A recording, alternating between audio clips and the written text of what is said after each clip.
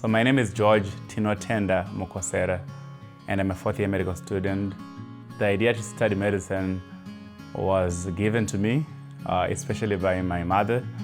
I remember growing up, whenever I was asked what I wanted to do when I grew up, you always come up with interesting things. I want to be a teacher, I want to be a soldier, I want to be a builder, and everyone would be approving, but there was no enthusiasm to it.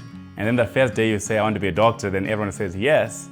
So very quickly you learn that, these folks really want to be a doctor.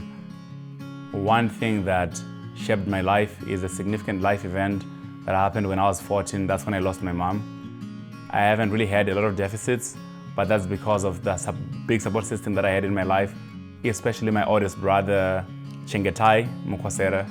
He is the one who became the provider of the family. And I still remember the guidance of my brother just instilling the discipline in me, instilling the integrity in me.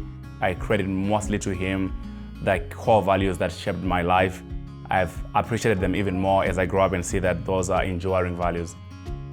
So I grew up in Zimbabwe for most of my life until I was 19 when I came to college in the US. With my background, actually it would have been hard for me to even afford school in Zimbabwe. I was helped by a program called USAP. It's a program that used to select Zimbabwean high school students and help them to apply for colleges in the US. I was one of 28 students selected across the whole country of Zimbabwe into that program. That's how I was accepted at Davidson College. I'm going to school. See you later. Close the door, Tina. So medical school is challenging, but I think it's challenging but doable.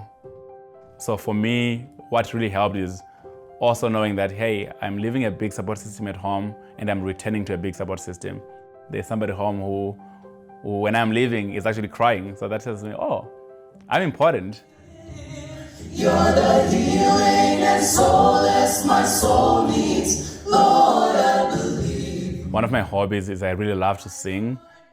And that's something that I continued at Loma Linda as well with a group of my friends.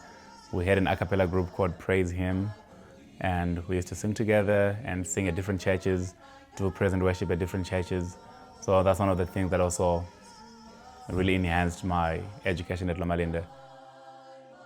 Yeah, so now that I'm finishing medical school, of course the next step is I'm going to Minnesota, where I'm going to be training at the Mayo Clinic in my favorite specialty of dermatology. I come from a country which has, I think right now, 2 registered dermatologists in a country of 15 million. So I hope that I will be able to use my skills to help not only my country, Zimbabwe, but I noticed that that's also true for most African countries. Even as a medical student, there are groups that I work with in Zimbabwe to try to help, especially people with albinism, which is the most visible dermatological condition in Zimbabwe. One of the biggest impact that you can have in medicine is help with training future dermatologists or future physicians.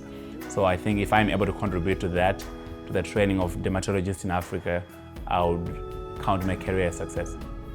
I often describe my life as the fruit of other people's sacrifices. Of course, there is a part that I had to play, but I've been fortunate to see God working miracles in my life through other people. We have an African proverb, it's very popular, that it takes a village to raise a child. And for me, I think that's something that has been true for me. I have this debt of gratitude that I know I can never repay those people, but I can always continue the chain of beneficence to others.